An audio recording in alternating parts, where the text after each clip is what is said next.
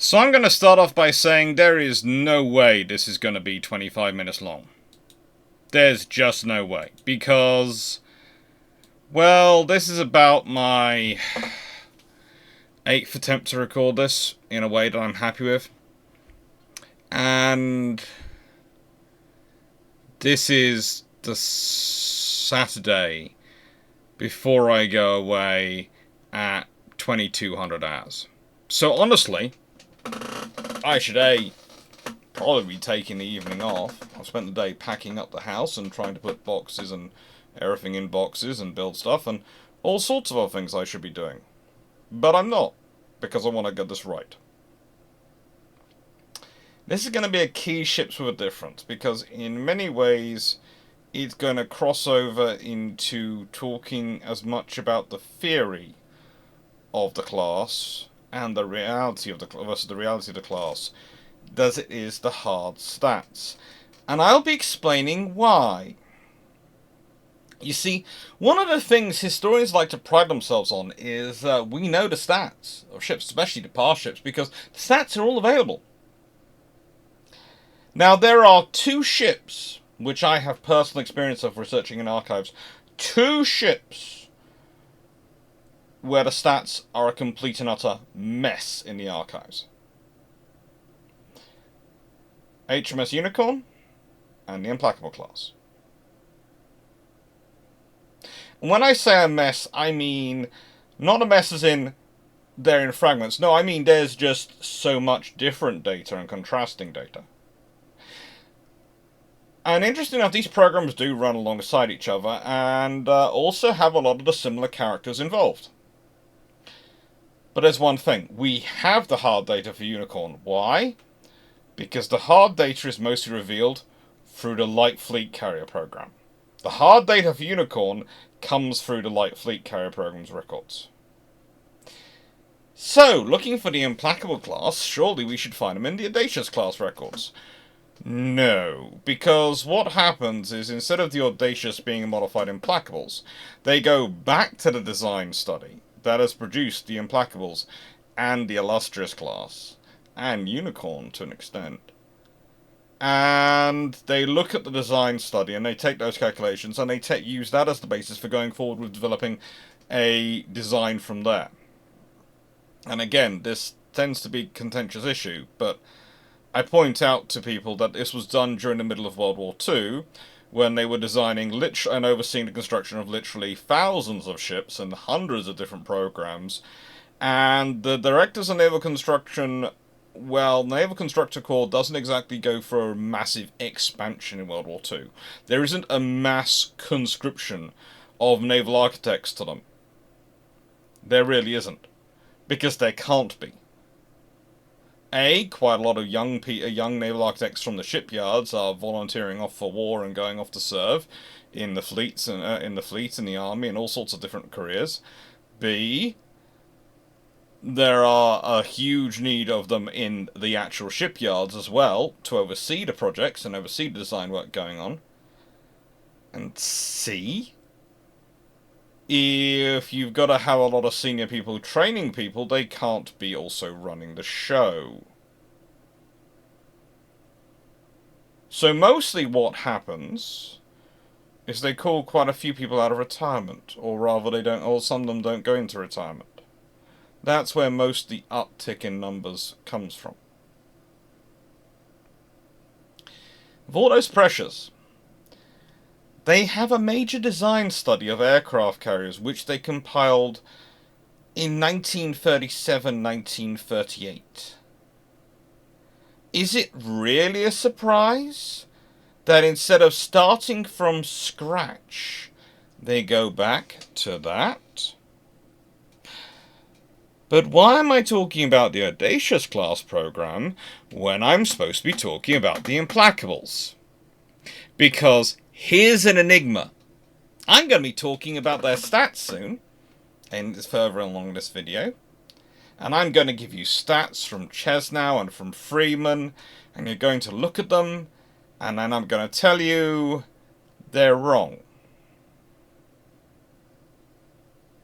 And before you get into any upset with me about it, Please note, the stats I'm quoting from Friedman come from his footnotes, where he says he's not sure what it is because of the problems with the data. So he's giving his best estimate. Goodness knows where Chesnow's getting his from. But I presume he's trying to give his best estimate as well. And that's the joy of the Implacables. We can tell you their length, we can tell you their beam, we can tell you their hangar height. We can't tell you their displacement. Not really. We have a range of facts and figures for that. It depends which document you're reading. All this fun, though, is to come. Because you see, the thing about the Implacables is they are the closest to the Royal Navy's pre-World War II dream. They truly are. They have the hangar footprint, if not the hangar height, of Ark Royal in terms of space and ability to accommodate aircraft.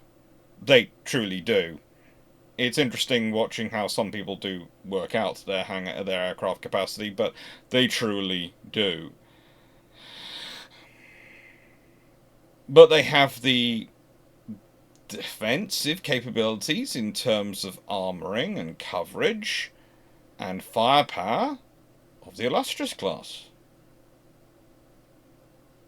And if you look and go through the Ark Royal studies and all the carrier design studies, and there are about 4 of them in the 1920s and 30s, the Royal Navy has a repeated design which is roughly 27,000 tons in sand displacement, which is pretty much everything they want.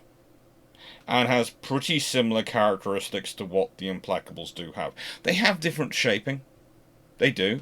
Please note, they're not perfect facsimiles. They truly aren't. I have had this discussion with someone before who's gone, well, they're not perfectly the same, so they can't be the same. No. They strike a very similar balance, but styling, shaping, those are things which evolve with knowledge and understanding, with testing from the National Physical Laboratory and all those things factoring into their design. One of the interesting discussions I've also had with people about Royal Navy carriers is the idea that the Royal Navy wanted smaller carriers because they didn't value naval aviation. No, what they wanted was survivable carriers which would keep their aircraft alive because they valued naval aviation a great deal. The difference is they thought about fighting in the South China Sea and the Mediterranean. Now, they also wanted to be able to fight in the North Atlantic, and they wanted to be able to fight in the Pacific and the Indian Ocean, which is why they also pioneer multi-carrier doctrine and operations. It's just, when World War II breaks out, they, instead of being able to concentrate on one theatre, like they'd been built for and promised they'd only have to deal with until before 1942, and they were building up for a post-1942 scenario by building more carriers, the Implacables, the Illustrious class, etc., they find themselves stretched. Added to that, losses of Courageous and Glorious rather early on really do compound that. And then for the cherry on top, you have Winston Churchill with the thing I often lament, his let's pause capital ship and carrier construction to focus in on escorts, because we must be running a shortage of those, and we can't possibly have a program already in the works. The reality was there was a program already in the works, and by the time you shifted the yard personnel around between the different yards to where they're working on the smaller ships, you actually caused more disruption to the escort program than helped. And also, very shortly afterwards, they make the decision in 1939, and probably about in September 1939, probably by about April 1940, they are rapidly reversing it. Norway pretty much kicks off the overdrive of, we are openly admitting we're reversing this decision. But by that point, the damage had been done. All the people had been moved, they had to be moved back, or they had to be retrained, and to let people have all sorts of ideas about how they wanted to improve things and change things. And, well, history doesn't care. History and time march on. They don't care about humans. They don't care about their foibles and failings. They just carry straight on. And so, instead of getting the fleet you should have had, or could have had, or would have had, the shoulda, woulda, coulda fleet, you end up the fleet you do have. And the Implacables come in rather late to a war which they could have been sorely needed for. Well, were sorely needed for, and could have been so useful for.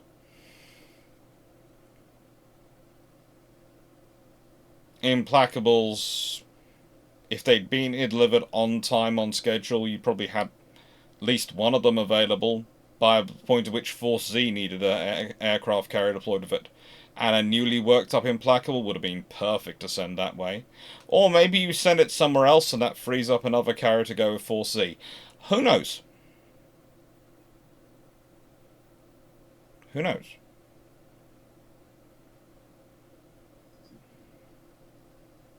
But it's the constant problem for the Royal Navy that they are judged on what happens in the war, which they should be judged for their performance during the war, but that's used to judge their thinking prior to the war.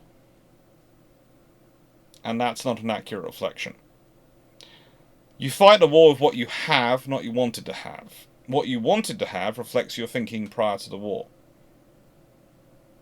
Now, was the Royal Navy still building capital ships? Yes, but so was everyone else in 1939, because let's be honest, whilst aircraft could theoretically sink a ship, we're talking about a war-fighting scenario, and if you're the largest fleet in the world, you haven't got some aircraft are not yet, and aircraft carriers are not yet the battle-tested capital ship.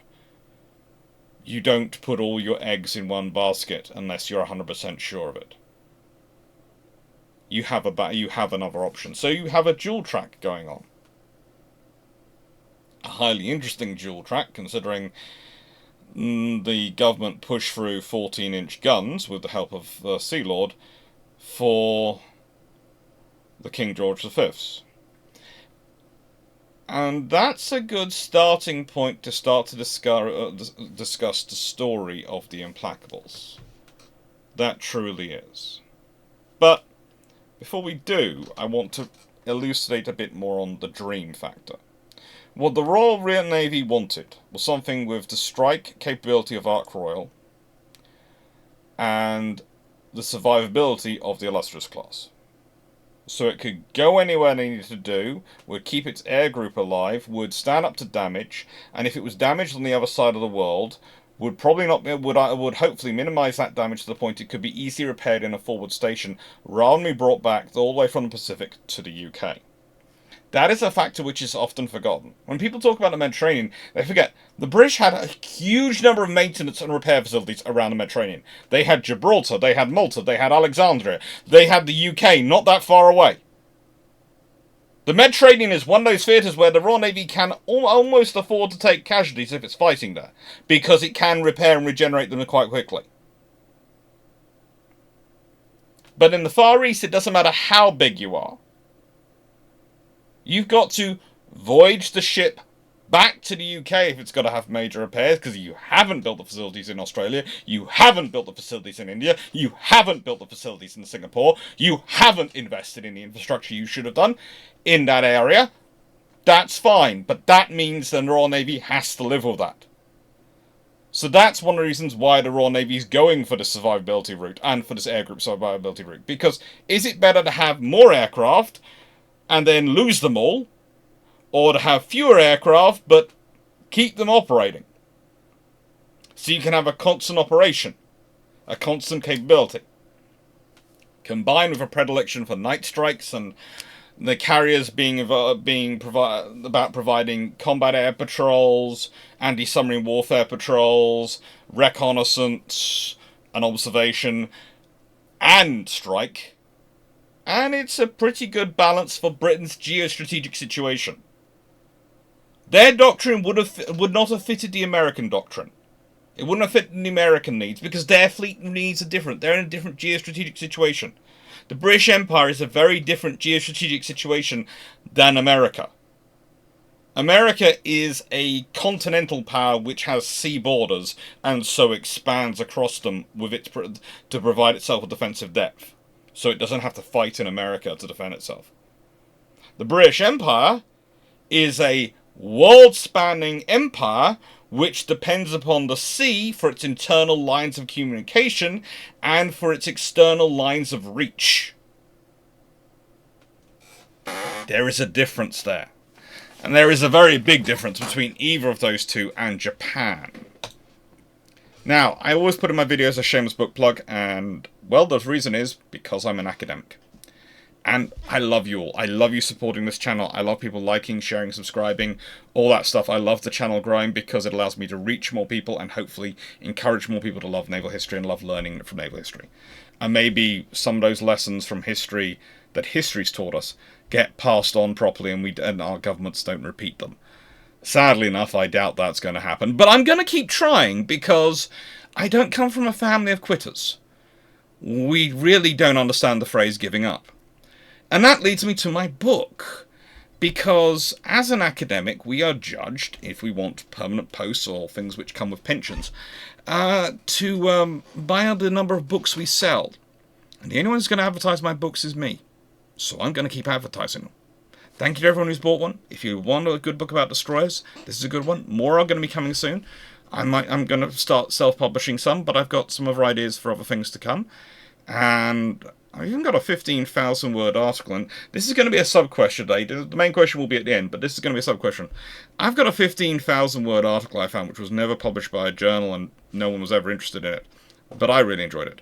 Would you like me to look into seeing if I could publish it somewhere for people to download for a small fee? I'd say 50p or something like that. Just so I can see if it works. It's a test case. Anyway. The Second London Naval Treaty. Now, this is where things start to get interesting. Because there are rules, and there are escalation clauses, and all sorts of things in this treaty. This treaty is an absolute nightmare. But the relevant details I'm going to expand quickly, so you can pause the screen or go back to if you want to read them. But I'm going to reduce it after a little bit. But here's the important thing for aircraft carriers, and I'll read that out while it's expanded.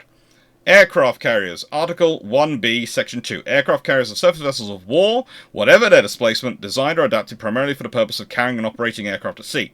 The fitting of a landing on or flying off deck on any vessel of war, provided such vessel has not been designed or adapted primarily for the purpose of carrying and operating aircraft at sea, should not cause any vessel so fitted to be classified in the category of aircraft carriers. The category of aircraft carriers is divided into two subcategories as follows. Vessels fitted with flight deck, from which aircraft can take off, or on which aircraft can land or from the air. Vessels not fitted with a flight deck, as described in A above. Now, Article 5. No aircraft carrier shall exceed 23,000 tons standard displacement or carry a gun with caliber exceeding 6.1 inches.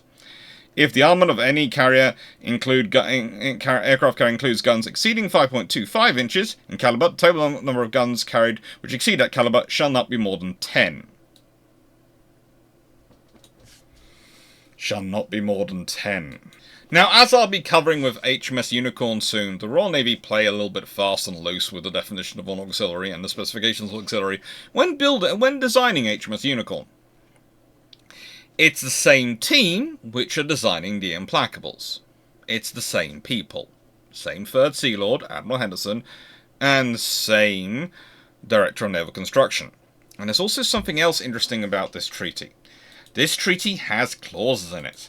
Clauses which, when you read them, make you worry about certain things. Because if they're including this kind of clause, they must be worried they're going to need to use this kind of clause.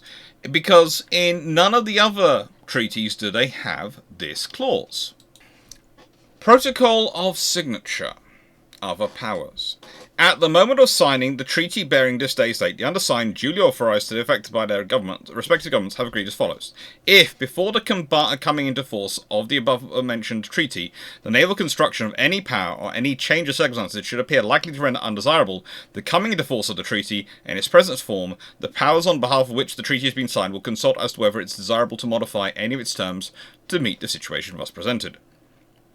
In the event of the treaty not coming into force on the 1st of January 1957, the above-mentioned powers will, as a temporary measure, promptly communicate to one another, after laying down, acquisition or completion of any vessels in the categories or subcategories mentioned in Article 12A of the treaty, the information detailed below concerning all such vessels laid down between the 1st of January 1957 and the date of the coming into force of the treaty, provided, however, that this obligation shall not continue after 1st of July 1937.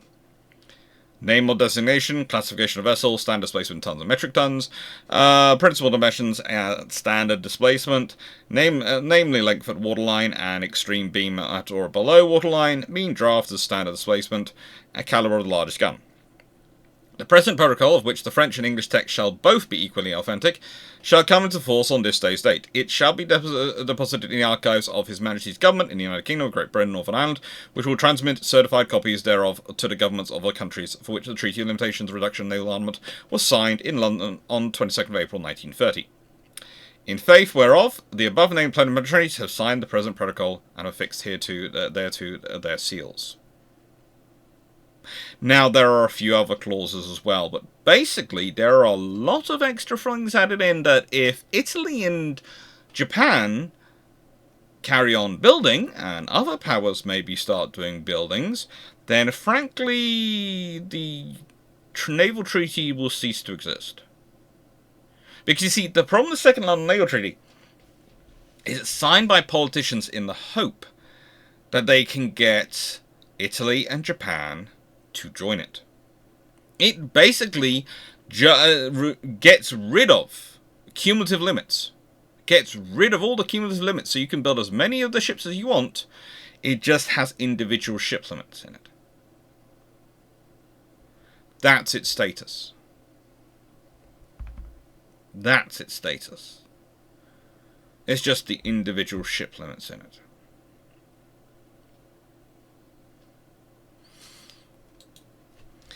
It was hoped so much. But as we all know, the escalator clauses are triggered. The Iowas, the North Carolinas, all the American ships come out of 16-inch gun ships. The British tried to keep the 14-inch gun ship, but the Lions are planned for 16-inch guns. And Vanguard, of course, gets 15-inch guns. Because the 14-inch gun it's realised quite quickly that the plan and hope and dream has failed. And that's also one of the reasons why King George V's end up with 10 14-inch rather than 12. Because they realise everyone else is going 16-inch or maybe bigger. And so they add on extra armour and have to make modifications elsewhere.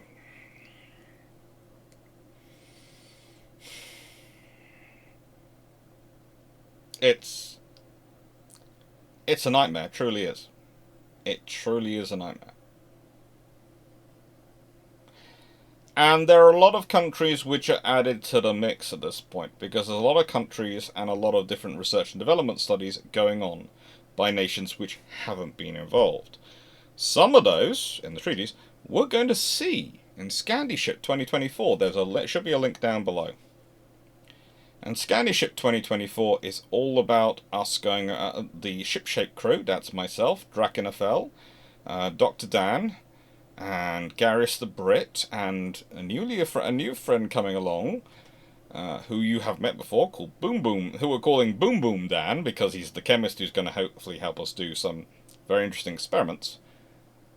And we are really going to do some fun things.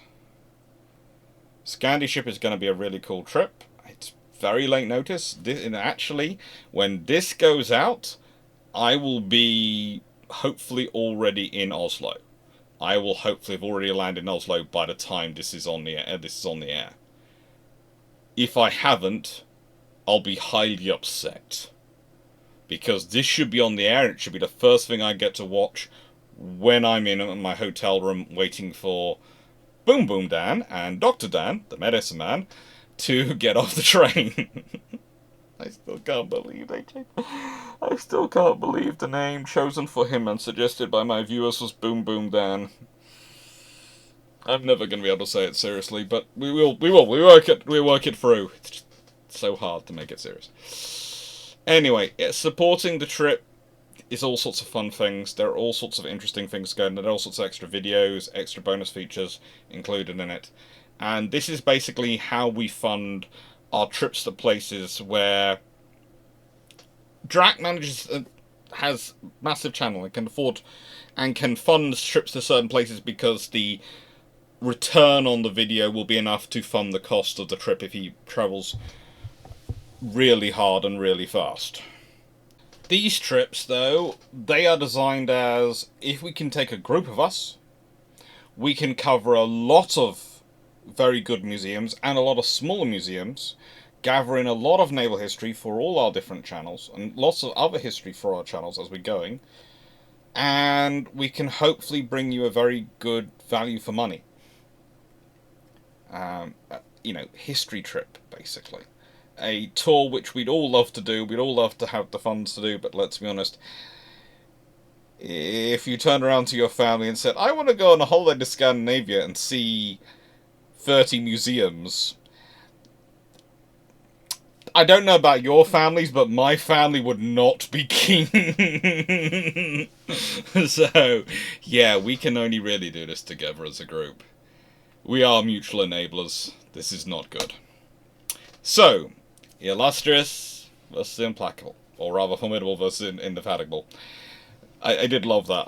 I'm going to do Illustrious class versus Implacable class, and I want good pictures where they're looking sort of similar and similar angles, and I want to put them in, and I then went, oh, frigate.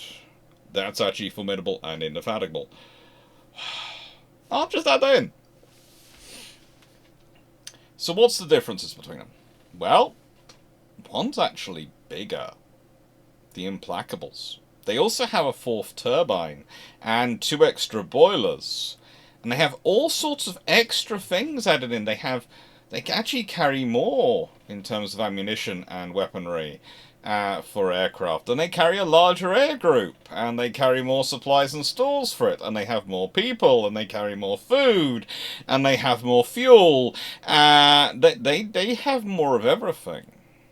And yes, there are similarities, but they also have more space if you want to have a flag structure aboard, a flag staff aboard. If you want to have those sort of people aboard, they are far better ships for that role. They are very interesting ships. But they do look similar, and this has caused some to write that basically what happened was the Implacables were 2 more of the Illustrious class. They're ordered, and like Indomitable is modified a little bit, then they were modified even more. Now, I can see where someone might get that idea from. They come from the same design study. So they certainly do look a lot alike. But just saying you're scaling up a ship does not produce the framing and layout and differentials that go into it. For example, if you're reorganizing a design to include 2 extra boilers and an extra turbine and a 4th shaft, that does kind of rearrange quite a lot of your hull internally. So yes, you might have a similar hull. You might even be a stretched version of the hull. And therefore you could say there is maybe an armoured carrier class, an armoured hangar carrier class, and I would agree with that. But you could not call the Implacables Illustrious class. They are too different. There's also the fact that they have their own design section and design study they come from. And they actually do come from a section design study. But I know where this all starts. I do know where this all comes from. Because it comes from the utter mess that is their figures. You see, Ches now, and I just listed off some of the differences, will tell you that the Implacable's standard displacement is 23,450 tons. So they're only 450 tons more than the standard displacement in the Illustrious class. Which, if you believe they're exactly 23,000 tons, I have a bridge to sell you. So you've got 2 extra boilers, an extra turbine, an extra shaft, all the supports and sustainments that go with it. You've got a longer hull. You've got a higher hull, because you've got an extra hangar added in. You've got more space overall, and you've done that all for only 450 tons over 450 tons. I mean, I realise British naval architects are amazing, but I didn't know they were able to bend the laws of physics, invent whole new generations of metallurgy. Now, the interesting thing is, Norman Freeman gives a range in his British Carrier Aviation, and I do want to give these 2 books a shout out because they are fun books. We have, this is of course Roger Chesnow's book, Aircraft Carriers of the World, 1914 to the present, encyclopedia. It's a very good book as a starting point because it does try and put every single type of nation's carrier on a similar basis, which does give you something interesting to discuss and think about. It truly does. And somewhere around me, somewhere, he says, there we have it. I have my copy of Norman Freeman's book. There you go. And Norman Freeman writes on, and I've given you the exact page numbers in that book, page 366 to 368. Well, we have different figures. We have 23,000 tons in a design study, and we have 26,125 tons later on as the emitted standard displacement. And we also have ranges of their displacement as in deep, because they are 32,110 tons according to Chesnow. But according to Norman Freeman, they are ranging from 68 tons to 32,820 tons.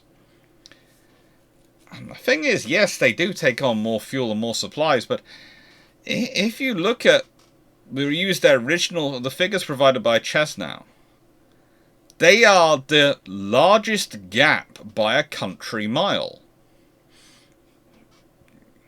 They are nearly 9,000 tons. In fact, could be if you use the figure provided by Norman Freeman as the lowest possible standard displacement, and the deep displacement of the highest deep displacement, which is 32,820 tons. You could be accused of thinking they're 9,820 tons of stores and fuel, and they're taking aboard. They're basically taking on a huge amount of fuel. Because you have to remember, the thing that's not included in standard displacement is fuel and feed water. So they're carrying around nearly 10,000 tons of fuel and feed water. Look at all the other carriers. The Yorktowns have a far greater range, and they are carrying around, what? A little over 5,000 tons of fuel and feed water. Illustrious class, roughly 5,000 tons of fuel and feed water. The Essexes, okay, they're a little bit more. Apparently 7,000 tons of fuel and feed water. Okay. Shikaku, 7,000, well, let's be honest, it's a little over 6,500 tons of fuel and feed water. That's still a long way off nearly 10,000 tons, isn't it? And let's be honest, if it is 32,000 tons, and 26,000 tons as standard displacement probably fits a bit better. Fits more, it looks more within the range you'd expect. Yes, they carry a bit more fuel and a bit more feed water, perhaps, as they have a fourth boiler and turbine, but yeah, the differential is not nearly twice the stats of the Illustrious. And yeah, their top speed is 32 knots, but also according to Ches now, they have an air group of 54 aircraft, and we know that's not the case. They regularly are carrying 80 plus aircraft. There is a really interesting discussion when you're talking it through over their air group capacity, and there are some really interesting early documents. And I would say there is a problem you're running into. There's a problem you're running into with all these stats and all these figures from the early documents, and the reason we have such a muddled scenario. And there is the reason I keep linking it to HMS Unicorn. Why? Why am I linking it? And I've got ADM 19431, which is one of the documents I like to point to, and it does give some of the earliest figures for it. We're talking about a team in Henderson and Goodall who openly build what will be in effect a light fleet carrier, whilst calling it a forward aviation support ship, swearing it's an auxiliary, and actually calling it HMS Unicorn. We have a scenario where the Navy is having to make adaptations it already knows to its King George V class battleships because of the reality of the world. Okay? All that is happening at roughly the same time. And we have to remember the Implacable class are laid down in March and November 1939. I.e., 2 years after that treaty was supposed to be ratified and wasn't. 2 years after the Treasury has actually started acting as if the 10-year rule no longer exists. 2 years after the British government has pretty much gone, the world is going to be at war in 1942 or afterwards, and we need to be ready for it.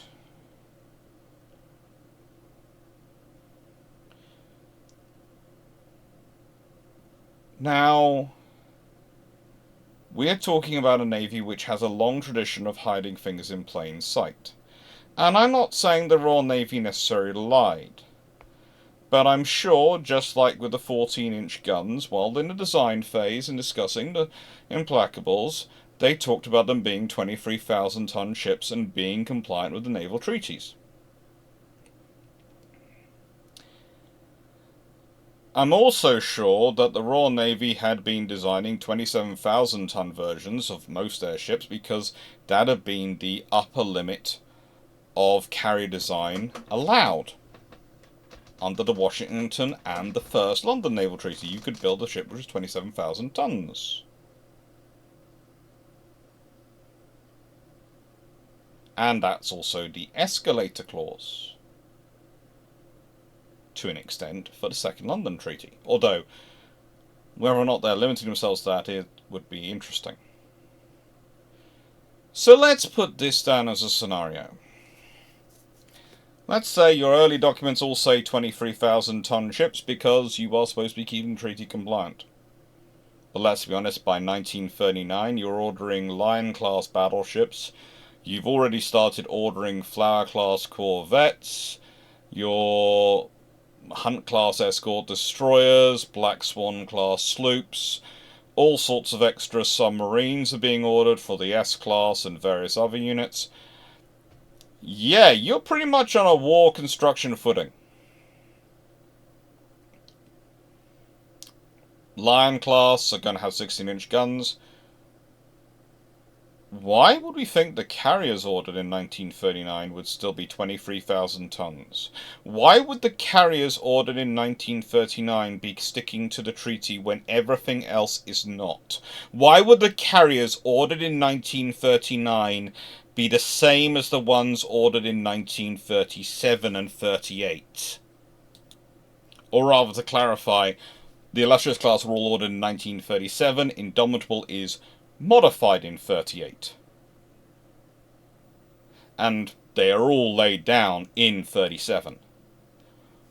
Why do we think in the year of the treaty was supposed to lapse, and especially when you consider some of them are actually laid down prior to the treaty lapsing, Indomitable is the one laid down in November 1937, you can understand them being 23,000 tons.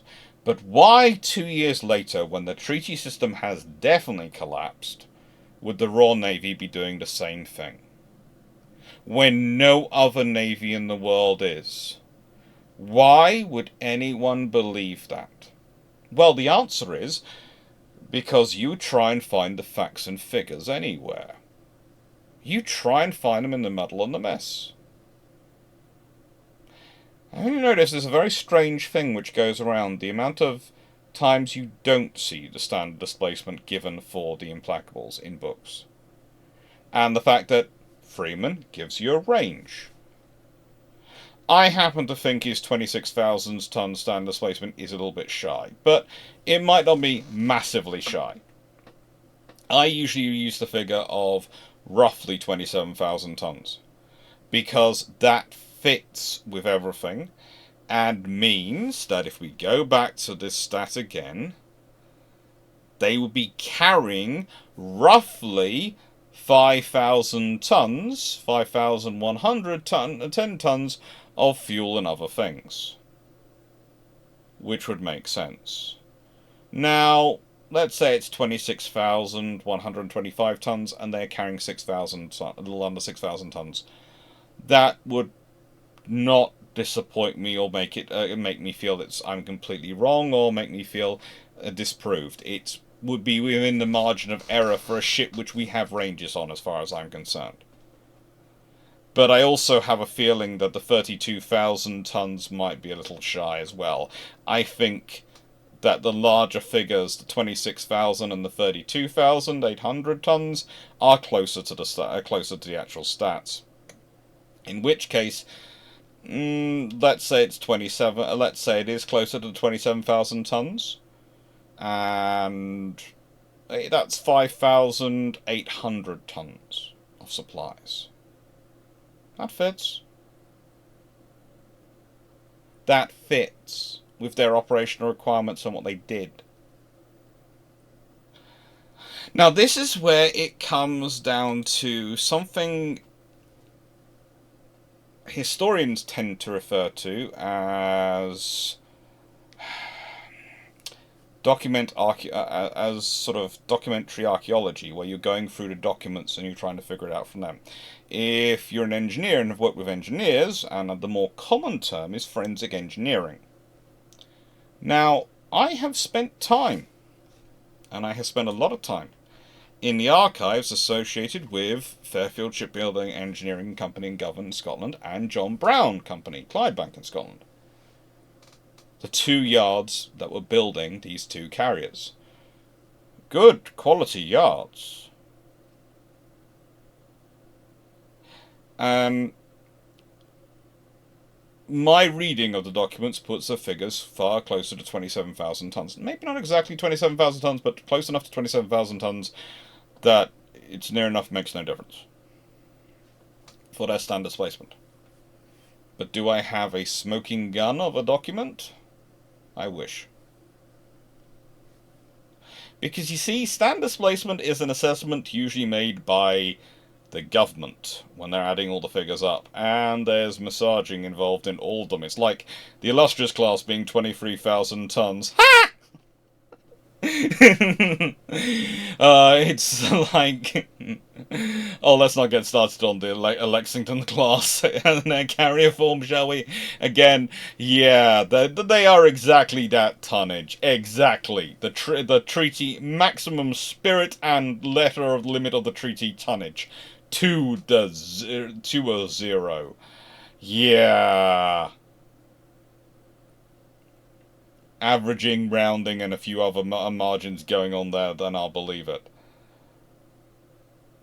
And again, there is nothing bad about this. Yes, it's a little bit, you can say it's a little bit of lying and a little bit of teething here, but again, the yards are building from designs. Some yards, the metal's a little bit thick over the ship. That's going to add on tons if you end up adding in more conduit, or you have to use a slightly thicker version of a pipe, or all sorts of things which are sensible changes to do to make increase the viability of the ship. All those things add up. Everything adds up. You make an error in the keel construction, and instead of replacing it completely and having to start again, you've put in some extra supporting keel systems to, balance it out and make up for the little construction error. That's going to add weight. So usually what I use the figures for is designed for. They're designed to be 27,000 tons or designed to be 23,000 tons of sand displacement. The actual figure is going to be different. But if you want to get a good example, and I can give a good example, please, if you go and read, especially the second edition of it, this book, you'll find a nice table in there of the Triber class destroyers. And I will tell you, they are supposed to be 1,850 tons in standard. Have a look down that table and tell me how many of them are 1,850 tons in standard. And some of them are well over. Well over. So the thing is, we have a scenario with the Implacables, with a changing world, a leadership team who are both influential enough and have been in the post long enough, in the case of both of them, to make changes without having to bother too many people, and who would probably be making changes anyway. We have a government which is realizing the world is not going to be going according to treaty, and they have to think about something else, think about the real world they're going to be fighting, and we have yards and a navy which is quite capable of funding it and quite happy to do it.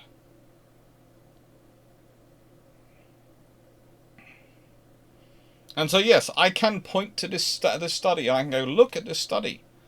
Look at the results in it. And if I expand it out, you can maybe have a read of some of them, with Admiral Henderson looking on at you.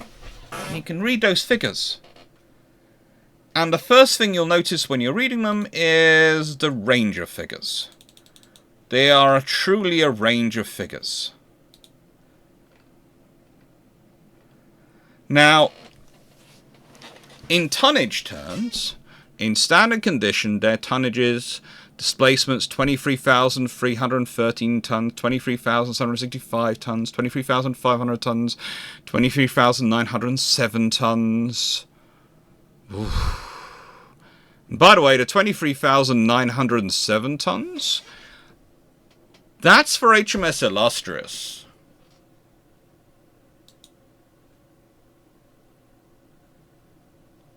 That is HMS Illustrious.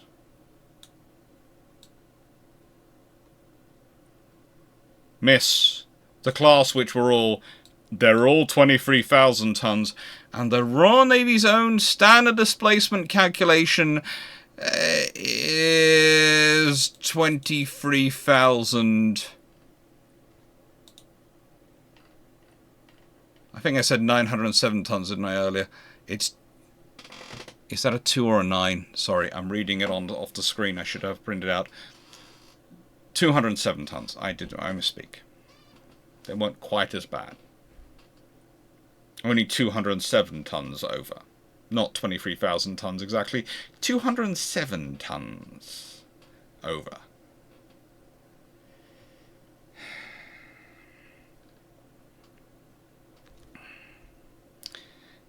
And they are designing based on albacore and skewer component of 48 albacores, or perhaps 30 swordfish, as 30 swordfish is carried in Illustrious, and 6 skewers are supposed to be carried in Illustrious. 30 swordfish and 6 skewers. I don't think they ever carried an air group like that. And their air group expanded quite a lot.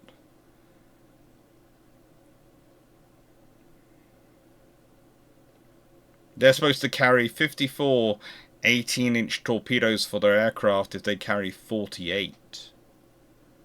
They ended up being able to carry a lot more. They're supposed to carry more rounds per gun for their 4.5-inch guns than they did actually carry. And again, please notice on the 4.5-inch guns there is something interesting here, because if we go back to the treaty stats here, if the armor of any aircraft carrier includes guns exceeding 5.25-inch in caliber, i.e. 134mm, the total number of guns carried which exceed that caliber shall not be more than 10. But 4.5-inch, of course, you can carry a lot, and both the Illustrious class and the Implacables would carry 16 in 8 twin turrets. But the Implacables in the earlier designs were supposed to carry, are at least supposed to carry 400 rounds per gun, whereas the Illustrious carry 385. And the Implacables also carry more rounds overall for their pom-poms, and more rounds for their 20mm and all these things. So, yeah. And they also did look at 5.25-inch guns and fitting them and putting 400 rounds per gun of that aboard as well. That was one of the design options considered.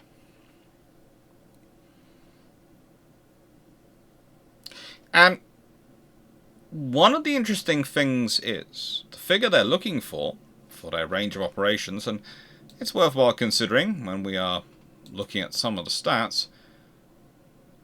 For all of these ships was going to be endurance at 14 knots, 6 months out of dock, so with that level on their supplies. The Illustrious class are supposed to do 12,500 nautical miles. And that's what they're supposed to be on these stats designed for. And yet the Implacables, 11,000 nautical miles, in these original earlier 23,000 ton versions. Yet we know the Implacables end up with a longer range and a larger radius of action, carrying at a higher speed. The Implacables, officially, according to the stats you'll read from the books, can do 12,000 nautical miles at 10 knots. Or designed for apparently 11,000 nautical miles at 14 knots. So we will believe the official stats, maybe, with a little bit of a pinch of salt. And the Illustrious class were 10,700 nautical miles at 10 knots.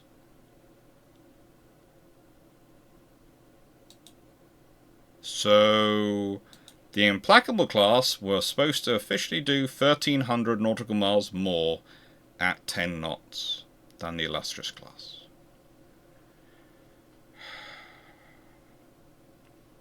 There's also the fact that their complement grows to 2,300 by 1945, and yet the stats on this document, well, they're talking about a capability of having, a full flagship group, or in terms of personnel, of 1,400, well, technically 1,390, versus an Illustrious class which could take 1,285. So there's a lot of margin for growth included. I wouldn't say it's necessarily spacious margin for growth.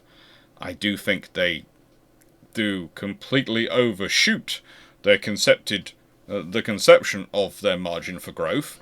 But there again, there's the margin for growth you're going to factor in sensibly in 1938-39 when you're designing these ships, and there's what you would do after 3 years of World War II, where the world has changed, where aviation has proved itself, but also has evolved a lot, and where your carriers, you're not looking at so much as a squadron or task group flagship, but also as a fleet flagship, and are doing some massive roles, and the size of the Admiral staffs have grown dramatically because of the need to synthesize more and more information into your battle planning, and your situational awareness, and your logistics train.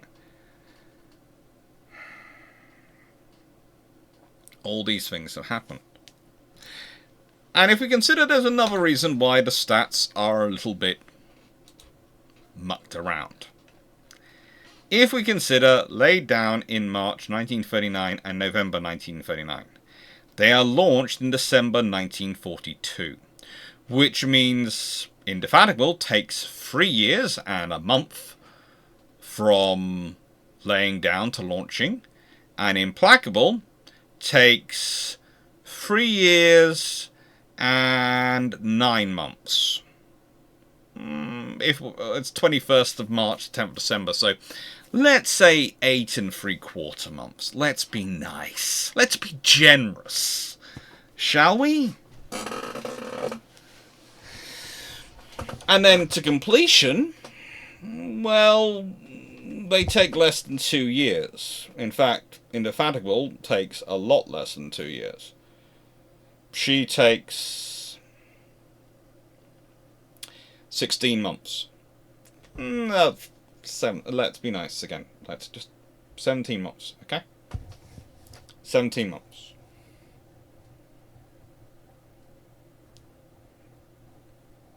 Implacable takes 20.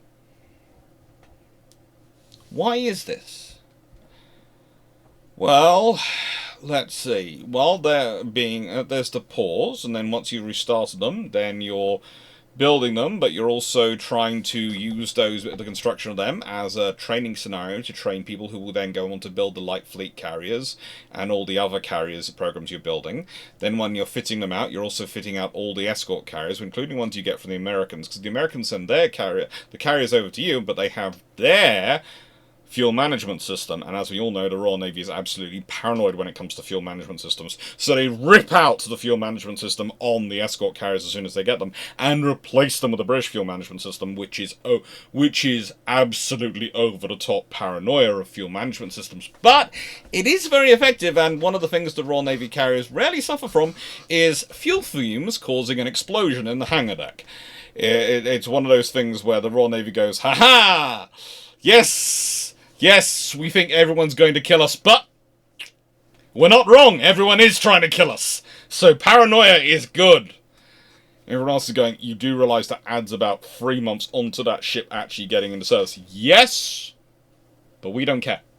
Eventually the Americans actually develop a similar level of paranoia as the war goes on and start adopting a very British system of fuel management system. In fact, they basically look at the British fuel management system and go, we'd like most of that, but we realise there's a large chunk of that which is absolute abject paranoia, and so we will not be indulging you in that. We will go slightly more sensible. And British go, will you? Will you? We don't believe in sensibility. By the way, if you want to look at a modern fuel management system, there have been some discussions about the system aboard the Queen Elizabeth class. I haven't looked at the exact specs. I don't think I have clearance to look at that design detail on the carriers. But I have been told that the British have continued their grand tradition of paranoia run amok. There may be fuel on this ship, but if you want to find it above the waterline, you're gonna have to be jolly lucky, because the lines will drain and the fuel be gone at the push of a button. and we're not even sure if a human has to push it anymore. Basically, the British system, the moment you stop fueling the aircraft, the lines draw the fuel back. So when you start to get to a new aircraft, you have to charge the line again. Because it's empty. Which does add time onto you preparing aircraft for a strike and all those sort of things. It does. Significant amount of time? Not massively. You usually have some extra lines working around. You have some extra people running about it. But, you know, it does add a complication. But what does it mean? It means when you're moving hoses around the hangar, they have no fuel in them. So there's no chance of them being hit unless you are actively refueling aircraft. And the moment the air raid sirens go, you're supposed to not be fueling aircraft. The moment they say we've got attack coming in, stop fueling aircraft.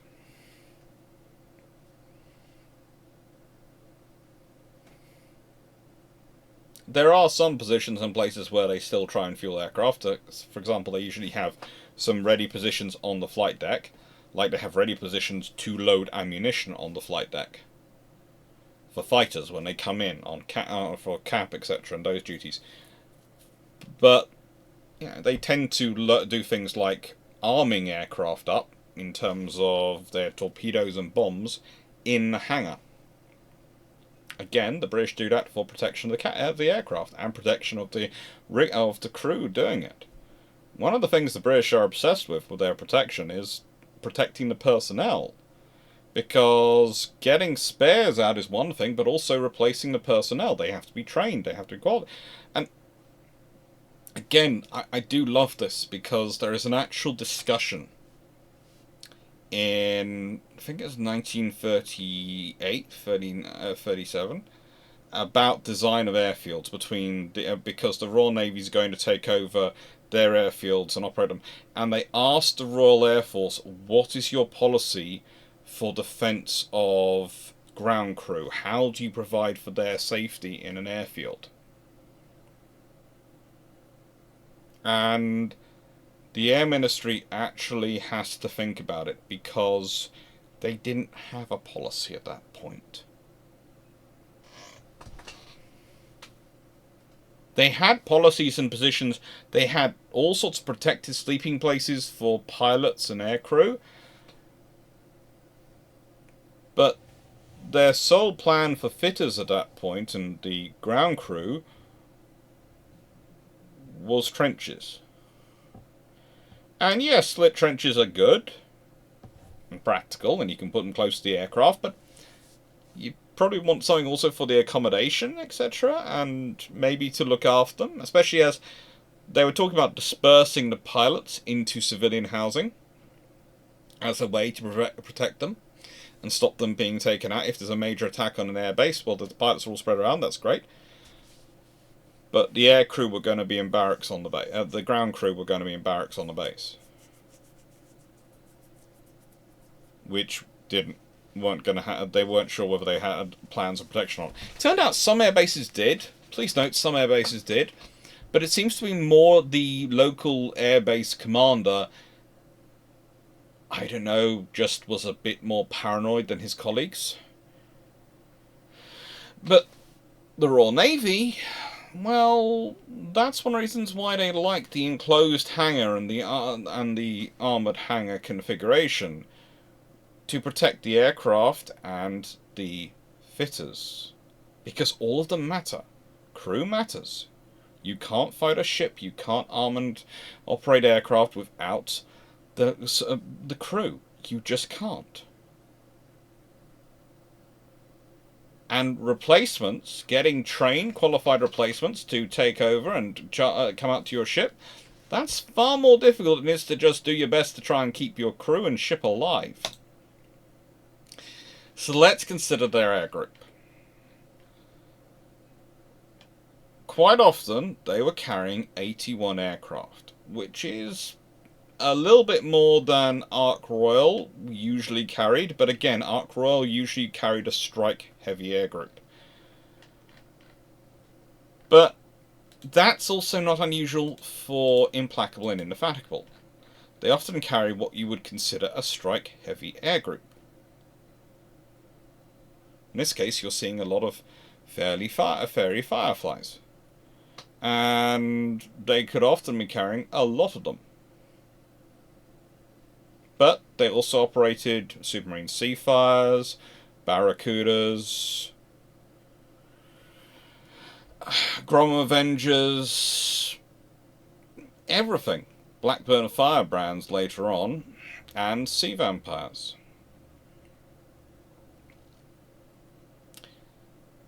Fireflies are not small aircraft. Fulmars are not small aircraft. Barracudas are not small aircraft.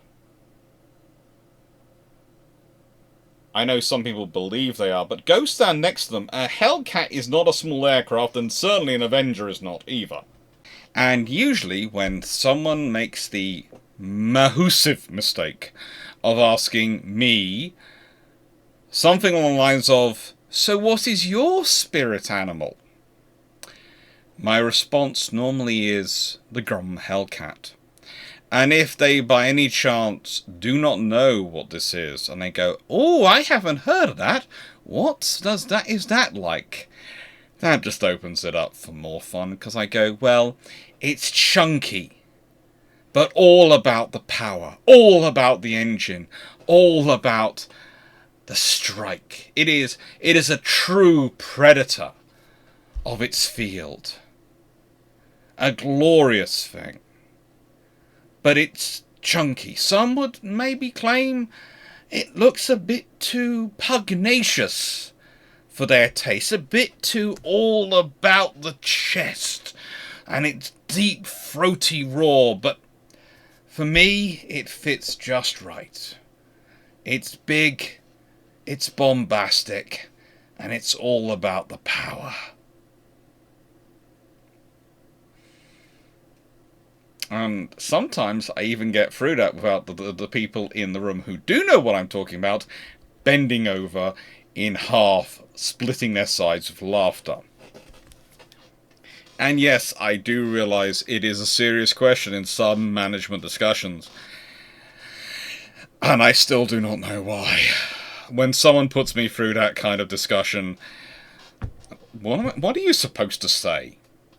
Look, spirit animal.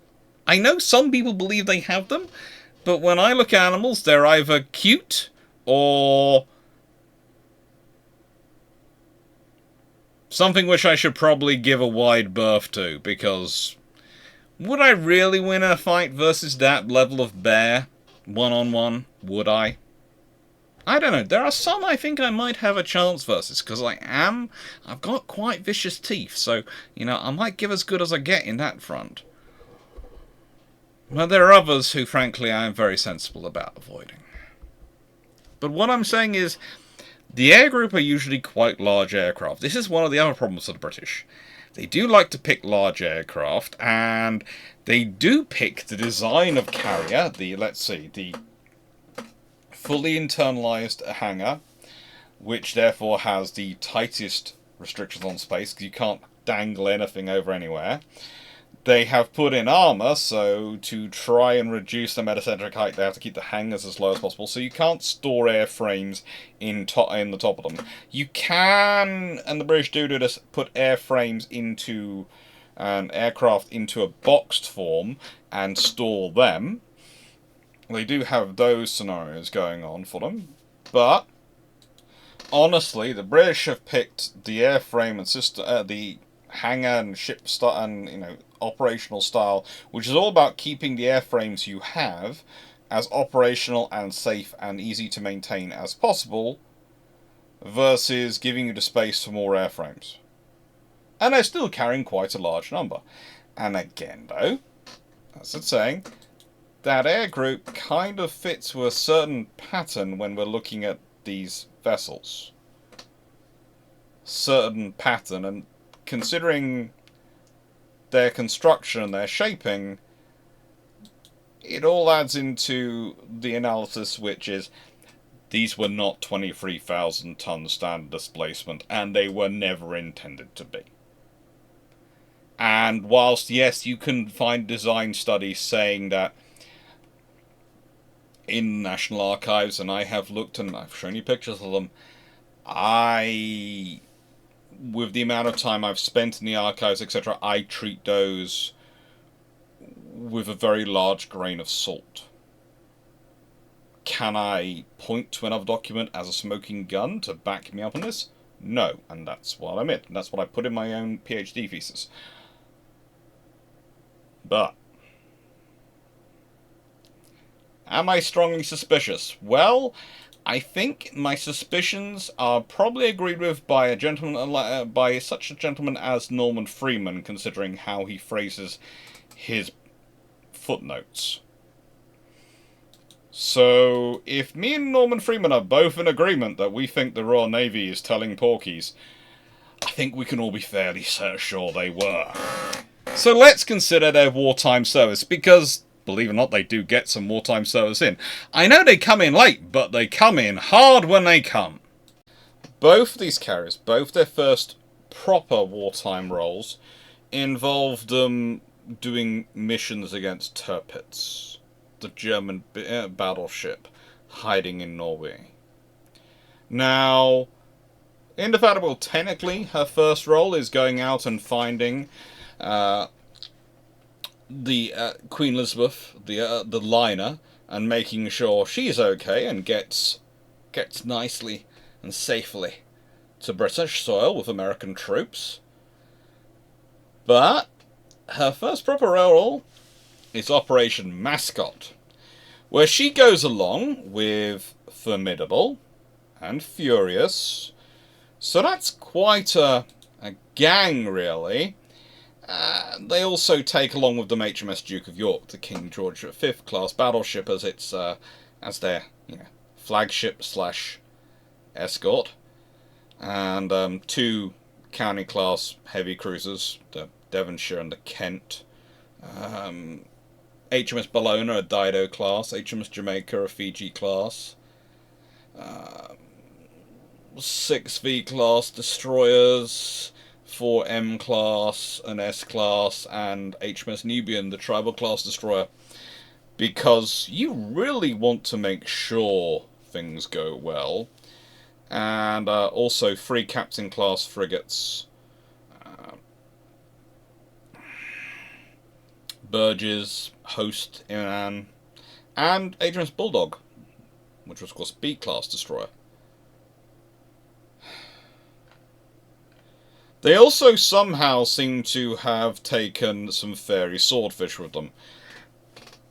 So here's the thing. This is a strike which takes place in 1944. They have 18 Vought FU Corsairs aboard HMS Formidable. They have 12 ferry Barracudas and 12 ferry Barracudas for both 827 and 830, so that's 24 Barracudas aboard HMS Formidable. So she's carrying a fairly decent load of aircraft. 42 aircraft. And then you've got HMS Furious. She's loaded with 12 Seafires, 20 F6F Hellcats, and 3 fairy Swordfish. Which are honestly along for anti-submarine warfare. So, she's carrying 35 aircraft. And they've got Indefatigable. She's loaded with 16 Seafires, 12 Fairy Fireflies, and 2 squadrons, each with 12 Barracudas. So she's carrying 52 aircraft in this configuration at this point. Let's be honest, quite a lot of those are big aircraft. And it's not a fighter heavy group, it's a strike heavy group for this operation. And so they launch a strike, which is made up of 44 Barracudas, 12 Fireflies, 20 Hellcats, and 18 Corsairs. You might as well. and that is launched by Operation Mascot against the Tirpitz. She does well. HMS Implacable, in her first operation, and when I say her first operation, it's her first proper operation, Operation Athletic, where her aircraft sank 6 ships and damaged the German submarine, all for the loss of a single Barracuda. But they also, whilst doing that, conducted the Royal Navy's last wartime aerial torpedo attack for World War II, and this was October 1944. So yeah, they do a good job. Indefatigable also got to take part in Operation Goodwood, which was another attack on Tirpitz, and this time she had Rear Admiral Roderick McGrigor, who was supposedly the commander of 1st Cruiser Squadron, but was flying his flag aboard HMS Indefatigable aboard. The Royal Navy is weird at certain points in World War II. Let's just leave it, okay? Let's just leave that and carry on. And again, you have Formidable and Furious. You also have some escort carriers, Naval and Trumpeter, along. Because you can. And this means they have 35 Barracudas operating from 820, 826, 827, 828 Naval Air Squadrons. They have 30 Corsairs from 1841 and 1842 squadrons. They're both aboard Formidable. 48 Seafires assigned to 801, 880, 887 and 894 squadrons, split between Indefatigable and Furious. And also 1770 with 12 Fairleigh Fireflies was operating from Indefatigable, and 1840 with 12 Hellcats was operating from Indefatigable. Plus, of course, the 2 escort carriers embarked 20 Avengers and 8 Wildcats, split between 846 and 852 squadrons for both for them. That's a fairly heavy strike force. Let's be honest. That's a fairly potent strike force, and that's a fairly large strike force. And again, they are attacking Tirpitz. Again, the results, as with Mascot, and this is why I didn't discuss the results of Mascot. The results from Mascot were 1 patrol craft and 2 U-boats. 1 patrol craft, 2 U-boats, all sunk. The Royal Navy there has lost 3 aircraft. And the results for Goodwood were 12 aircraft lost on the German side, a battleship lightly damaged, and 7 other ships damaged. The Royal Navy lost 17 aircraft, 1 frigate sunk, and an escort carrier damaged beyond repair. Please note, Naval was not damaged by aircraft. She was damaged by a torpedo launched by U-354.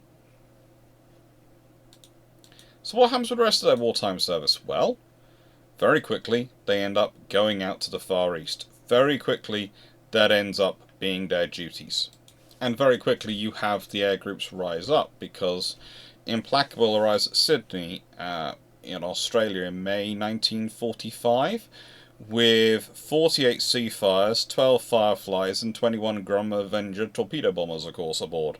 And let's think about that. So that's 33 large aircraft and 48 kind of tiny aircraft in comparison.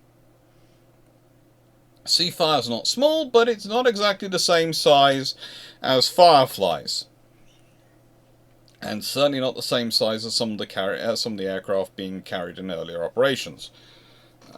I do remember one person once describing the whole refit they go through as allowing them to accommodate a vastly greater air group. And then you look at the refit and go, well, do they Do they knock down walls? Do they rebuild the internal hangar structure? No, they don't. Okay, so if they don't do that, what are they doing? Not much. It's the size of aircraft. They've got more facilities for deck parking, but those facilities were already in place.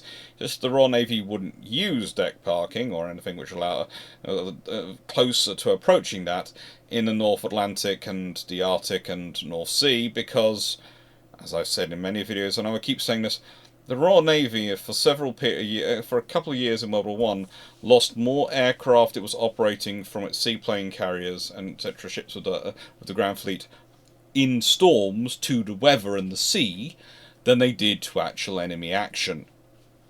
That's the kind of thing which leaves a Navy with a bit of a complex. Okay, the Royal Navy. There's often this discussion about whether the Royal Navy believes in deck parking. They have two views against deck parking. One, aircraft parked on deck can be damaged by enemy airstrikes. So realistically, the only aircraft you want left on the deck are going to be your CAP, your Combat Air Patrol, and aircraft for that, which are immediately to go off. Anything else should not be there. And that's your alert CAP, the ones who are supposed to go off and replace the CAP which are already airborne when they go to intercept. So again, I will go through this. I know I've said this in many videos, but I will go through this again. Basically, you have a CAP airborne, you have some aircraft waiting on the deck. You see an enemy strike coming in, you send the CAP towards them to go and intercept and break them up. If they shoot them down, great, but if they break up the concentration of enemy aircraft coming into more manageable chunks, that's what you're aiming for. And as they're going, you launch these ones, which are on the deck, as quickly as you can so they could go to height. So you can either send them to follow up if you need to, if the enemy are still coming in too bigger chunks, or you can send them against the next wave of the enemy. That's what you need to do. And then you bring some more up to the deck. Maybe.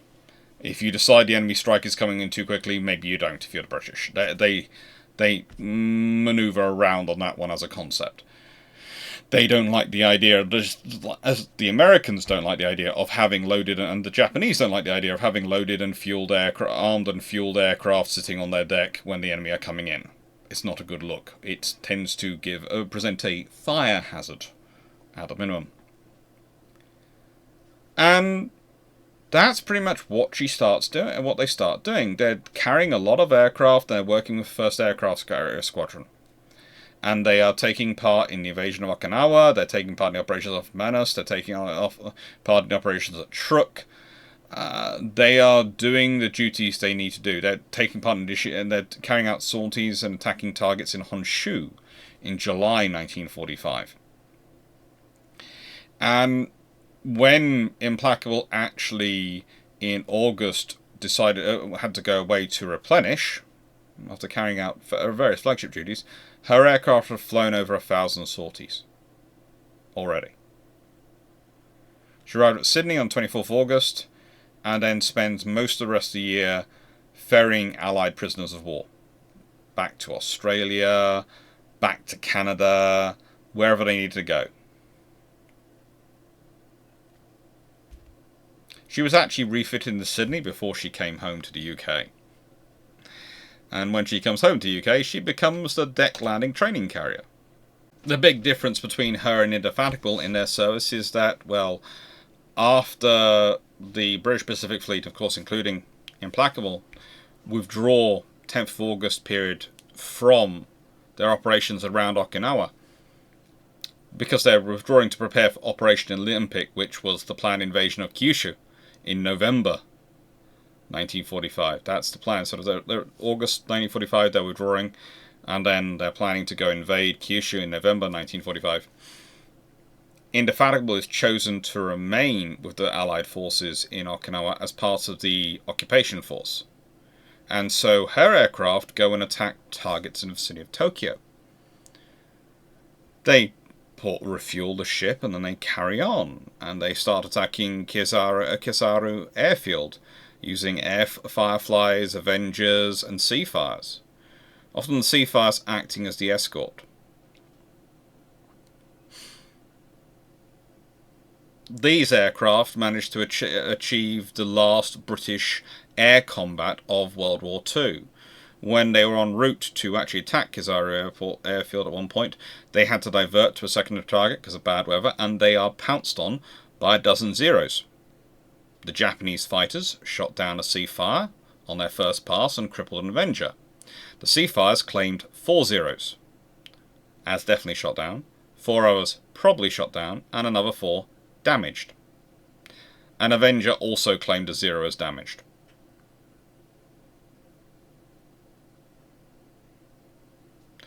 The odds and the details and information we have managed to put together, we don't think they were maybe fighting zeros. We think it was probably the army fighter rather than 0. Nakajima Key 44 Shokis, probably. Sometimes called the Tojo by allies. It's an interesting aircraft, and it looks kind of similar to a 0, and probably would explain them where they're being pounced and what they're being pounced as. It was unlikely to be a naval aircraft in that area. It could have been zeros, but it seems unlikely. I don't like to critique people who are mostly... I don't think any of the pilots from that mission are still alive, or any of the aircrew are. But the stats, they will have looked like zeros. They'll have been a fast-flowing combat. But as I've said before, like every fighter that shoots you down, if you're a German as a Spitfire, every fighter you engage when you're fighting the Japanese is a 0, and every time you're engaging a British, a German aircraft, it's a... Well, it depends on the pilots. Some really do think they're only ever fighting ME-109s, and others are certain they never fight anything other than a Focke-Wulf. Never fight anything other than a Focke-Wulf. I don't know.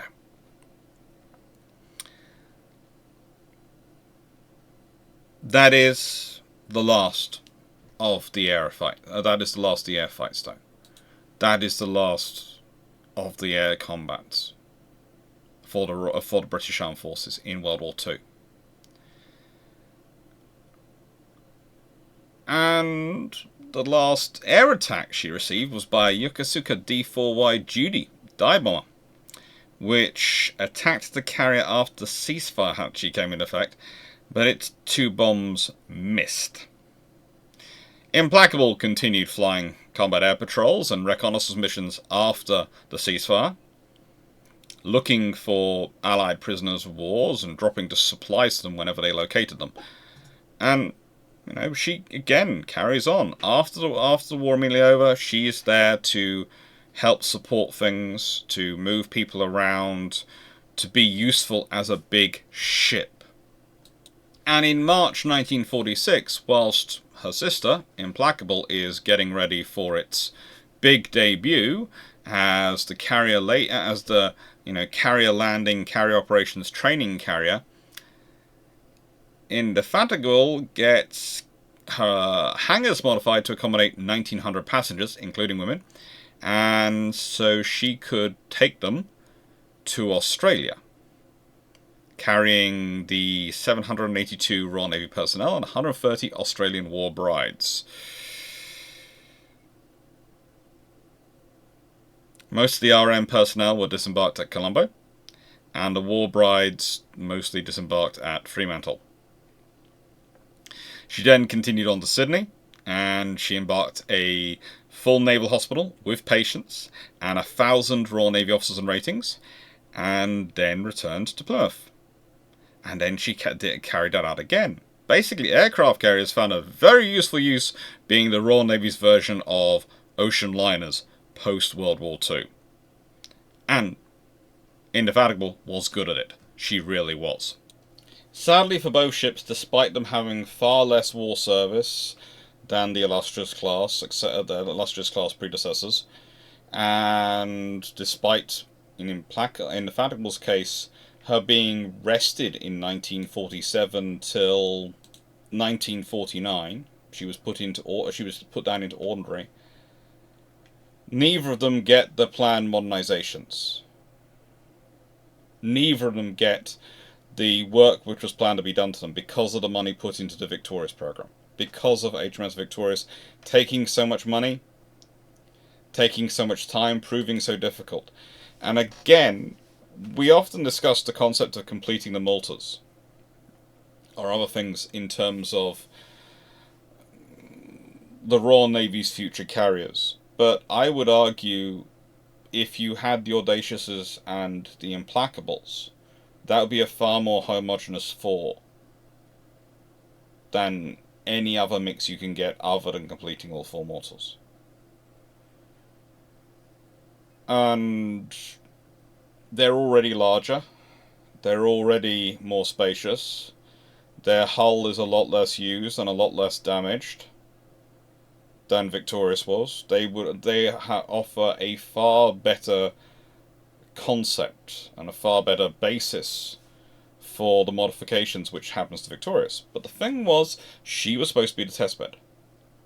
She was supposed to be the testbed to prove the concept, then they would do it to larger carriers. They're supposed to find out all the problems with her. The trouble is, they found out she had far too many problems, and in the classic government policy of we cannot admit we failed, we're going to keep reinforcing failure and chucking more good money after bad. Yes, she's a good ship. Please don't get me wrong. I like HMS Victorious. I think she's a glorious ship of a really great service, and she should have been a museum ship. She should not have been converted. She should have been a museum ship. The whole story of being USS Robin, everything. Oh, good lord. That ship would have been a tourist trap for the UK. Imagine that today. Imagine that. Imagine the sheer quantity of tourists coming from all the world to see HMS Victorious, aka USS Robin. Think of all the things she got up to in World War II. It would be a boost for any part of the UK's economy, and that's a bonus question today. Where would you stick HMS Victorious if you were going to stick her into a museum ship? The Implacables should have been what was taken aside to convert. They were... Okay, Implacable was doing good work as the carrier training ship, deck landing training ship, but honestly, Indefatigable, she's in ordinary. She's already decommissioned. She's not going to affect anything if, instead of recommissioning her in 1949, you put her into modernization. Let's turn her into what we want to turn our carriers into.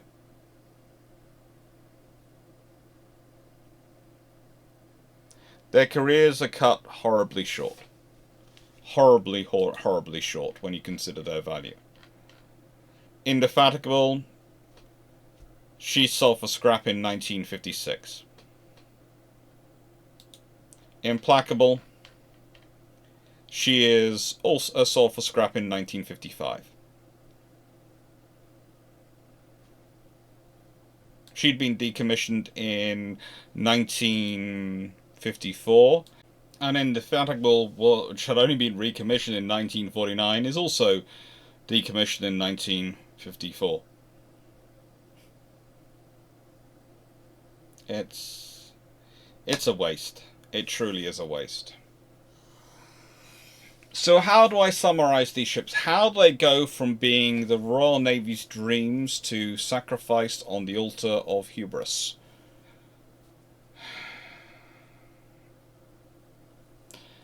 Well, the Royal Navy's in trouble post-1950s. And it's really in trouble after 1956. You see, the reason for being for the British Empire had been and the Royal Navy had been kind of obvious. But in an empire age where they had to secure it, but in a nuclear age where empire is being rapidly converted into a commonwealth, where you are having to invest in all sorts of new technologies, and where Britain is no longer what it once was and has suffered all those economic shocks. The First World War had been dealt with, it got through that. And then, to an extent, it had got through the the recessions. World War II was a massive trouble, and... well, of course, you also had the gold standard issues, and we won't get into that.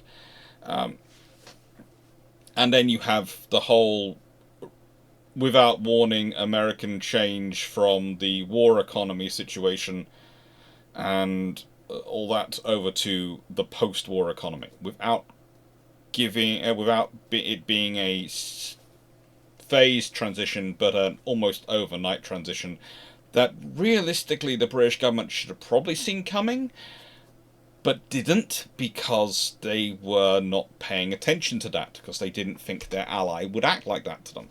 And probably if Roosevelt had still been around, it's unlikely they would have, but Truman is very different, has a very different political calculation going on, and that's what happens. Or rather, Truman doesn't think. The pace of the American government reaction afterwards, when they realise that it's caused a problem, shows that none of the that whilst there were certainly some Americans who were pushing it through the idea, oh, good, we'll be able to undermine the British Empire. The vast majority of Americans who were involved in the process didn't realise, oh, frigate, after they've ran their economy basically as conjoined with us and as one massive allied economy for the last 3 years during wartime, transitioning that quickly is going to cause an issue. There is a reason why Britain ends up being the largest recipient of the Marshall Plan. In fact, not just the largest overall, but largest every single year of it. We end up with roughly $3.3 billion out of the total plan's $12.7 billion is sent Britain's way.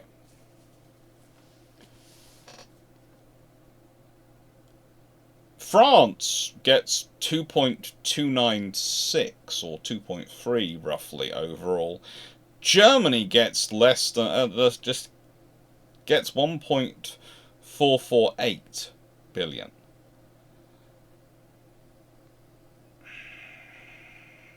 To rebuild and deal with the economic disruption.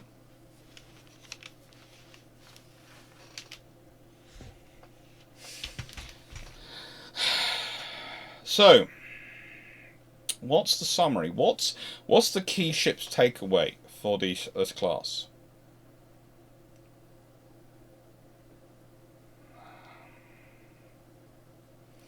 Some decisions are made for speed. I'm fairly certain the fact that the aft lift isn't the same size as the forward lift is a speed build thing.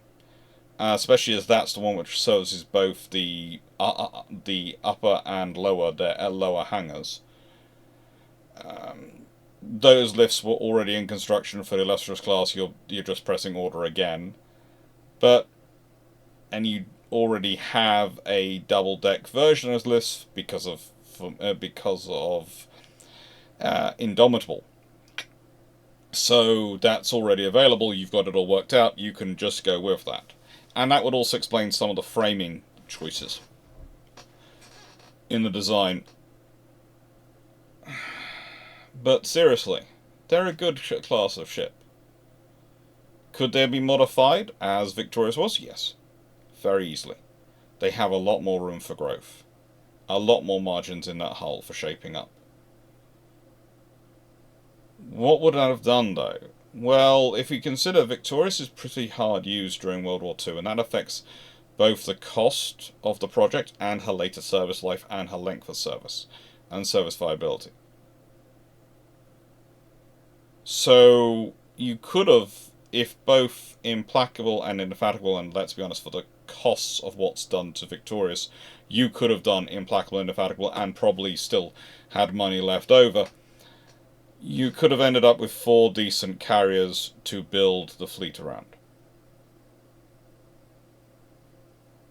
Ark Royal, Eagle, Implacable, Indefatigable. How would that have changed things? I don't know. I'd be interested, that's today's question, in what you think would have happened and how you think that would have changed things.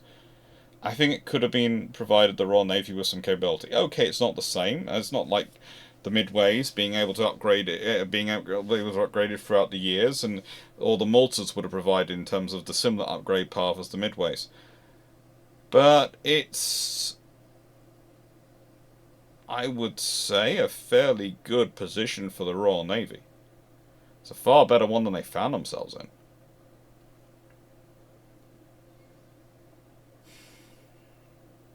Were these ships perfect? No.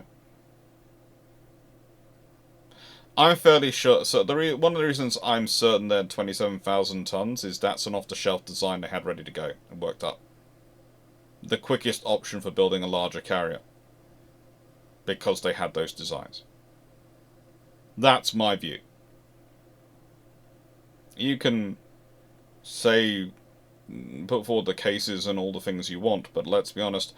When they are sending these off to be ordered and making those decisions between 1938 and 1939, there's enough politics. Once you get the go ahead to build something bigger from wherever you need to get the go aheads, you're not going to want to dally around. You're not going to want to go, oh, let's have a massive design discussion and let's get lots of people in and try and figure out. No, you're going to go with as off the shelf a design as you've got available. And the off the shelf design comes from the same design study as the Illustrious class. Okay, here's what a really big version of this will look like. Here's what the 27,000 ton one would look like.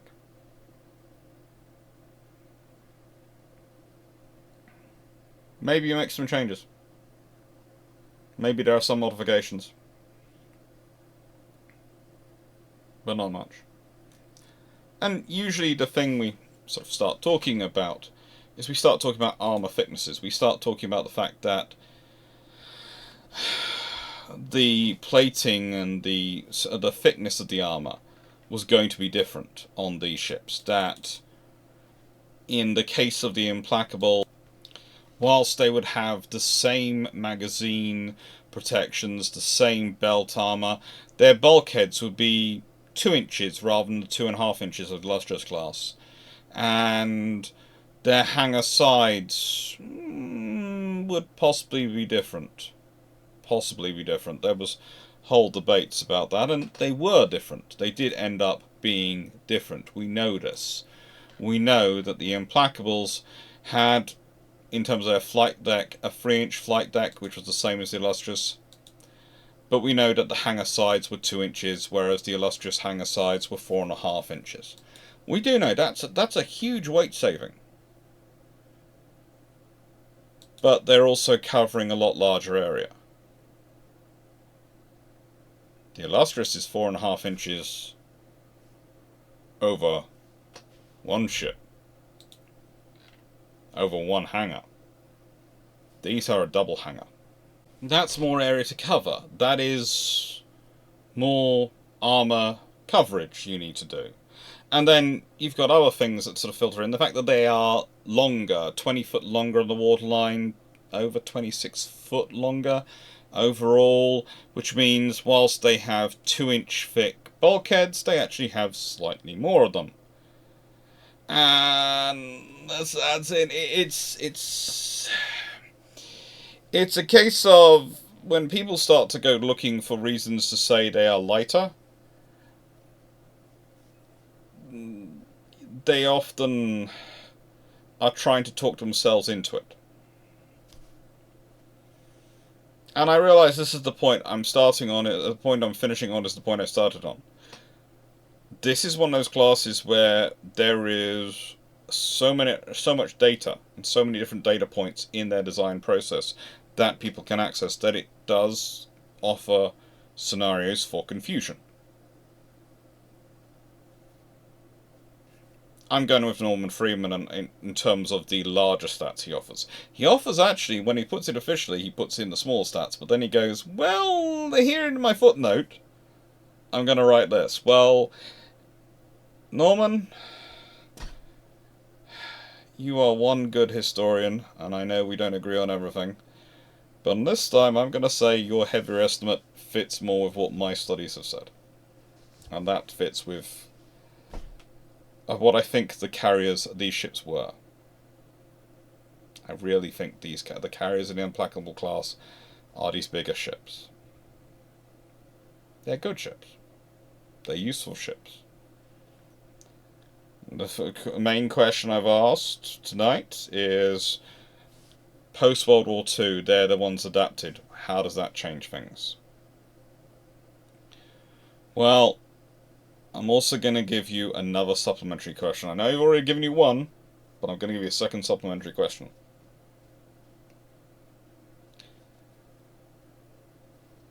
Let's say these are completed on time. Let's say these are completed on time. That they are started in 1938. That the first moment the Royal Navy thinks and realizes the treaties are definitely not gonna hold, and they managed to persuade the government enough, they have managed to push it through, and Henderson's got them, and they're being built in 1938. And there's no pause on carrier construction.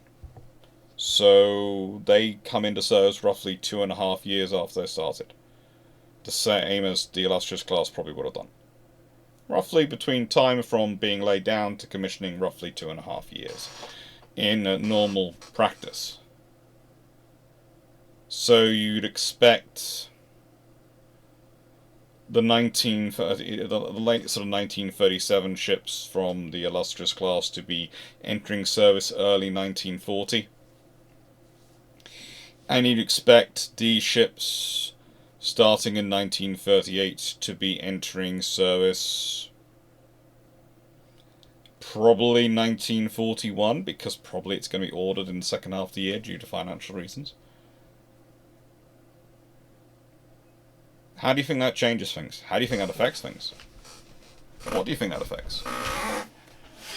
Having those 4 carriers coming into service during 1940 and these 2 coming into service in 1941, how does that change World War II? And don't forget HMS Unicorn, because she would probably also come into service roughly some point in 1941. She would also probably come into service. So we'll go with a scenario of the Royal Navy wins the debate. The capital ships are paused, but the carriers aren't. The carriers are continued. The Royal Navy's arguments about needing the carriers for convoy protection, for strike capability, and for anti-submarine warfare as a primary capability succeed. And they get those. How does that change things? How does that change history, do you think? And speaking of HMS Unicorn, if I'm not mistaken, because this video will come out in approximately the 14th. It's when it's due to come out of June. And whilst I realise the Imperial Japanese Naval Aircraft Squadron System is coming on the 18th, HMS Unicorn, conception, operation, conclusion of honestly not a carrier, more a shore bombardment vessel, is coming on the 25th. That might have been the first of the June Tuesday videos I recorded when preparing for all this stuff in June, July. Thank you everyone who's supporting the channel. Thank you everyone for putting up with the fact that I have basically said Thursday lives aren't happening in June and July because of this trip, which I'm hopefully on if all the flying, and I'm already in Oslo. And my ears hopefully aren't ringing because the aircraft has not done a weird depressurization as the one I was flying in over Australia decided to do at one point. Yeah, the long flight back to Perth and the plane from Canberra, and the plane decided to do some jumpy jumps as it was coming into land. It was great fun. I'm sure they weren't intending it, but it did make my ears by the end of it going. Luckily, I had my old standby of gummy bears. And yes, I was chewing on them merrily and keeping my ears fine and everything else fine. But yes, we got coming up. We have the conception, operation, conclusion of HMS Unicorn. And I know I started, so I was footage of. Thank you everyone who's putting up with it, with the changes for these 2 months. While doing Scandinavia and moving house. Believe it or not, I was supposed to have moved house. That was supposed to have happened in February. And it's been a very expensive period getting this far. It's very, very expensive. What people don't tell you is, you pack everything up to prepare for the move, and then you have to live out of boxes. And that makes you even less wanting to cook. Even because you have to get everything in and out of boxes because you keep expecting you moving. And so the expenses that come up with moving. You need to really put as a budget line item takeaways, which is terrible. Terrible for your waistline, it's terrible for everything, but it's so expensive. Anyone who's ever doing this will always have my deepest sympathy and support. I am now very skilled at packing books into boxes. Incredibly skilled at making up boxes, and I have a full on, apprenticeship served, I swear, in the Jenga of stacking boxes. I have really achieved some really interesting skills, as does my sister. Anyway, thank you very much, everyone. Hope you enjoyed the video, and if you liked the video, please do consider liking, sharing, and subscribe. Anything helps me grow the channel, it's really kind. And if you want to support the book habit and all the research which keeps this channel going, Patreon, Ko-fi are supposed to be up there, and membership is supposed to be down there, and they're all really appreciated, and I try and do my best to make sure they are value for money, and I always take suggestions for what I could do to make them better. Thank you very much, take care, and have a nice day.